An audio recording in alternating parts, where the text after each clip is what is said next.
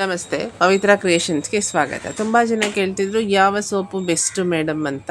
So ನಾನು ಈ ವಿಡಿಯೋದಲ್ಲಿ ಫುಲ್ ಇನ್ಫಾರ್ಮೇಷನ್ಸ್ ಕೊಡ್ತೀನಿ, ಹೇಗೆ ತಯಾರು ಮಾಡೋದು ಅಂತ. ಅದನ್ನು ತಿಳ್ಕೊಂಡು ನೀವೇ ಯೋಚನೆ ಮಾಡಿ ವಿಚ್ ಸೋಪ್ ಈಸ್ ಬೆಸ್ಟ್ ಅಂತ. ಈ ಕಡೆ ಫಸ್ಟ್ ನಾನು ಮೆಲ್ಟನ್ ಪೂರ್ ಹೇಳ್ತೀನಿ. ಮೆಲ್ಟನ್ ಪೂರ್ ಬೇಸನ್ನು ಹೇಗೆ ತಯಾರಿಸ್ತಾರೆ ಅಂತ ಫಸ್ಟ್ ನಾವು ನೋಡ್ಕೊಬೇಡ. ಬೇಸ್ ತಯಾರಿಸ್ಬೇಕಾದ್ರೆ ನಿಮಗೆ ಅಲ್ಲಿ ಕೂಡ ಕೊಕೊನಟ್ ಆಯಿಲ್ ತಗೋತಾರೆ, ಲೈ ಸೊಲ್ಯೂಷನ್ನ ರೆಡಿ ಮಾಡ್ಕೋತಾರೆ, ಅದಕ್ಕೆ ಸ್ಟೆರಿಕ್ ಆಸಿಡ್ ಹಾಕಿಬಿಟ್ಟು ಅದನ್ನು ಹಾಟ್ ಪ್ರೋಸೆಸ್ ಅಂದರೆ ಬಿಸಿ ಮಾಡ್ತಾರೆ. ಬಿಸಿ ಮಾಡ್ತಿರ್ಬೇಕಾದ್ರೆ ಅದಕ್ಕೆ ಆಲ್ಕೋಹಾಲ್ ಹಾಕುತ್ತಾರೆ. ಆಲ್ಕೋಹಾಲ್ ಹಾಕ್ಕೊಂಡು ಲಾಸ್ಟಲ್ಲಿ ಅದನ್ನು pH ಬ್ಯಾಲೆನ್ಸ್ ಮಾಡೋಕ್ಕೆ ಸಿಟ್ರಿಕ್ ಆಸಿಡ್ ಈ ಥರ ಹಾಕ್ಕೊಂಡು ಮಾಡ್ಕೋತಾರೆ. ಇದು ಜಸ್ಟ್ ಬೇಸಿಕ್ ರೆಸಿಪಿ. ಇದಕ್ಕೆ ಇನ್ನೂ ಬೇರೆ ಬೇರೆ ಇಂಗ್ರೀಡಿಯೆಂಟ್ ಎಲ್ಲ ಹಾಕಿ ಮಾಡ್ತಾರೆ. ಇವಾಗ ನಿಮಗೆ ನೊರೆ ಎಲ್ಲ ಜಾಸ್ತಿ ಬರಬೇಕು ಅಂದಾಗ ಅದಕ್ಕೆ SLS ಹಾಕ್ತಾರೆ, ಅಥವಾ ಅದಕ್ಕೆ ಬೇರೆ ಸಬ್ಸ್ಟಿಟ್ಯೂಟ್ ಇರುತ್ತೆ, ಅದನ್ನು ಹಾಕಿ ಹಾಟ್ ಪ್ರೋಸೆಸ್ಸಲ್ಲಿ ಮಾಡಿ ಅದನ್ನು ಸೇಲ್ ಮಾಡ್ತಾರೆ. ಅದನ್ನು ತಗೊಂಡು ಬಂದು ಅದನ್ನು ನಾವು ಕ್ಯೂಬಾಗಿ ಕಟ್ ಮಾಡಿ ಅದನ್ನು ಡಬಲ್ ಬಾಯ್ಲರ್ ಮೂಲಕ ಮೆಲ್ಟನ್ ಪೂರಲ್ಲಿ ಅದನ್ನು ಕರಗಿಸಿ ನಾವು ಅದಕ್ಕೆ ಯಾವ ಪೌಡರ್ ಬೇಕು ಅದನ್ನು ಹಾಕ್ಕೊಂಡು ಎಸೆನ್ಷಿಯಲ್ ಆಯಿಲ್ ಹಾಕ್ಕೊಂಡು ಅದನ್ನು ಸೋಪ್ ಮೋಲ್ಡಿಗೆ ಹಾಕಿಬಿಟ್ಟು ನೆಕ್ಸ್ಟ್ ಡೇಗೆ ಯೂಸ್ ಮಾಡೋದು ಮೆಲ್ಟನ್ ಪೂರು. ಇದು ಅದರದ್ದು ಒಂದು ಬೇಸಿಕ್ ಮೇಕಿಂಗ್ ವಿಧಾನ ಹೇಳಿದ್ದೀನಿ. ಈಗ ಕೋಲ್ಡ್ ಪ್ರೋಸೆಸ್ನ ನೋಡ್ಕೊಬೇಡ. ಕೋಲ್ಡ್ ಪ್ರೋಸೆಸ್ಸಲ್ಲಿ ಏನು ಮಾಡ್ತಾರೆ ಅಂದರೆ ಫ್ರಮ್ ಸ್ಕ್ರ್ಯಾಚಿಂದ ಮಾಡ್ತಾರೆ.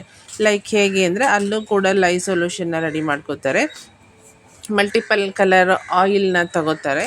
ಸೊ ಎರಡನ್ನೂ ಚೆನ್ನಾಗಿ ಬ್ಲೆಂಡ್ ಮಾಡಿ ಅದಕ್ಕೆ ಯಾವ ಒಂದು ಪೌಡರ್ ಬೇಕೋ ಅದನ್ನು ಹಾಕ್ಕೊಂಡು, ಅಥವಾ ಎಕ್ಸ್ಟ್ರಾಕ್ಟ್ ಆದರೆ ಎಕ್ಸ್ಟ್ರಾಕ್ಟು, ಮಿಲ್ಕು ಹೀಗೆ ಹಾಕ್ಕೊಂಡು ಅದಾದಮೇಲೆ ಅದಕ್ಕೆ ಫ್ರೆಗ್ರೆನ್ಸ್ ಅಥವಾ ಎಸೆನ್ಷಿಯಲ್ ಆಯಿಲ್ ಹಾಕಿ ಅದನ್ನು ನೀಟಾಗಿ ಬ್ಲೆಂಡ್ ಮಾಡಿ ಮೋಲ್ಡ್ಗೆ ಹಾಕ್ತಾರೆ. ಮೋಲ್ಡ್ಗೆ ಹಾಕಿ 24 ಅವರ್ ಆದಮೇಲೆ ಅನ್ಮೋಲ್ಡ್ ಮಾಡಿ ಅದನ್ನು ಕ್ಯೂರಿಂಗಿಗೆ ಇಡ್ತಾರೆ. ಕ್ಯೂರಿಂಗ್ ಅಂತಂದರೆ ನಾವಿಲ್ಲಿ ಯೂಸ್ ಮಾಡಿರೋ ಒಂದು ಲೈ ಇರುತ್ತಲ್ಲ, ಸೊ ಅದರದ್ದು ಪ್ರಾಪರ್ಟೀಸ್ ಎಲ್ಲ ಹೋಗಬೇಕಲ್ಲ. ಲೈ ಅಂತಂದರೆ ವಾಟರು ಮತ್ತು ಕಾಸ್ಟಿಕ್ ಸೋಡಾ ಎರಡನ್ನೂ ಮಿಕ್ಸ್ ಮಾಡಿ ತಯಾರಿಸ್ಕೊಳ್ಳೋದನ್ನು ಲೈ ಅಂತಾರೆ. ಆ ಕಾಸ್ಟಿಕ್ ಸೋಡಾದ ಎಫೆಕ್ಟ್ ಎಲ್ಲ ಹೋಗಲಿ ಅಂತ ಅದನ್ನು 45 ಡೇಸು ಕ್ಯೂರಿಂಗಿಗೆ ಇಡ್ತಾರೆ. 45 ಡೇಸ್ ಆದಮೇಲೆ ಅದು ಎವಾಪರೇಟ್ ಆಗುತ್ತೆ. ಸೊ ಅದಾದಮೇಲೆ ನಿಮಗೆ ಒಂದು ಬಾರ್ ರೆಡಿ ಆಗುತ್ತೆ. ಅದನ್ನೇ ಕೋಲ್ಡ್ ಪ್ರೋಸೆಸ್ಸು. ಕೋಲ್ಡ್ ಪ್ರೋಸೆಸ್ ಅಂದರೆ ಇಲ್ಲಿ ಯಾವುದೇ ರೀತಿ ಹೀಟ್ ಆಗಲ್ಲ. ಈವನ್ ಅರ್ಬ್ಸ್ ಹಾಕ್ದಾಗೂ ಇಲ್ಲಿ ಯಾವುದೇ ರೀತಿ ಹೀಟ್ ಪ್ರೋಸೆಸ್ಸೇ ನಡೆಯಲ್ಲ. ಸೊ ಹಾಗಾಗಿ ನಾವೇನೇನು ಯೂಸ್ ಮಾಡಿರ್ತೀವಿ ಅದರದ್ದೆಲ್ಲ ಬೆನಿಫಿಟ್ ನಮಗೆ ಸಿಗುತ್ತೆ. ಅಂದರೆ ಕೋಲ್ಡ್ ಪ್ರೋಸೆಸ್ಸಲ್ಲಿ 45 ದಿನ ವೆಯ್ಟ್ ಮಾಡಬೇಕಾಗುತ್ತೆ. ಈ ಮೆಲ್ಟನ್ ಪೂರಲ್ಲಿ ಹೇಗಾಗುತ್ತೆ ಅಂದರೆ ಅವ್ರು ಫಸ್ಟೇ ಹೀಟ್ ಮಾಡಿಬಿಟ್ಟು ಎಲ್ಲ ತಯಾರಿಸಿರ್ತಾರೆ, ಮತ್ತು ನಾವು ಡಬಲ್ ಬಾಯ್ಲರ್ ಮಾಡಿಕೊಂಡು ಅದಕ್ಕೆ ಬೇರೆ ಇಂಗ್ರೀಡಿಯೆಂಟ್ ಹಾಕ್ಕೊಂಡು ತಯಾರು ಮಾಡ್ಕೊಳೋದು ಮೆಲ್ಟನ್ ಪೂರು. ಸೊ ಇದು ಬೇಸಿಕ್ ವ್ಯತ್ಯಾಸ. ಈ ವ್ಯತ್ಯಾಸ ತಿಳ್ಕೊಂಡು ನೀವು ಡಿಸೈಡ್ ಮಾಡಿ ವಿಚ್ ಸೋಪ್ ಈಸ್ ಬೆಸ್ಟ್ ಅಂತ. ನಾವು 2 ಥರ ಸೋಪುಗಳನ್ನು ಮಾಡ್ತೀವಿ. ನೀವು ನಮ್ಮ ನಂಬರ್ಗೆ ಕಾಂಟ್ಯಾಕ್ಟ್ ಮಾಡ್ಬೋದು ಯಾವ ಸೋಪು ನಿಮಗೆ ಬೇಕು ಅಂತ. ಮತ್ತು ನಾವು ಸೋಪ್ ಮೇಕಿಂಗ್ ಕ್ಲಾಸಸ್ಸು ಕೂಡ ಕಾಂಟ್ಯಾಕ್ಟ್ ಮಾಡ್ತೀವಿ. ಲೈಕ್ ಕೋಲ್ಡ್ ಪ್ರೋಸೆಸ್ಸಲ್ಲಿ ಹೇಗೆ ಸೋಪ್ ಮಾಡೋದು ಅಂತ ಬೇಸಿಕ್ಕಿಂದ ಅಡ್ವಾನ್ಸ್ಡ್ ಲೆವೆಲ್ವರೆಗೂ ಹೇಳ್ಕೊಡ್ತೀವಿ. ಯಾರಿಗಾದ್ರೂ ಕಲಿಯೋಕ್ಕೆ ಇಷ್ಟ ಇದ್ದರೂ ಡಿಸ್ಪ್ಲೇಯಲ್ಲಿ ಕಾಣ್ತಿರೋ ನನ್ನ ನಂಬರ್ನ ಕಾಂಟ್ಯಾಕ್ಟ್ ಮಾಡ್ಬೋದು. ಅಥವಾ ಯಾರಿಗಾದ್ರೂ ಸೋಪ್ ಬೇಕು, ನಾನು ಸೋಪ್ ಯೂಸ್ ಮಾಡಬೇಕು ನ್ಯಾಚುರಲ್ ಆಗಿರೋದು ಕೋಲ್ಡ್ ಪ್ರೋಸೆಸ್ದು ಅಥವಾ ಮೆಲ್ಟನ್ ಪೂರ್ದು ಅಂದರೆ ನೀವು ನಂಬರ್ಗೆ ಕಾಂಟ್ಯಾಕ್ಟ್ ಮಾಡಿ. ನಮ್ಮ ಹತ್ರ ಮಂಜಿಷ್ಟ ಇದೆ.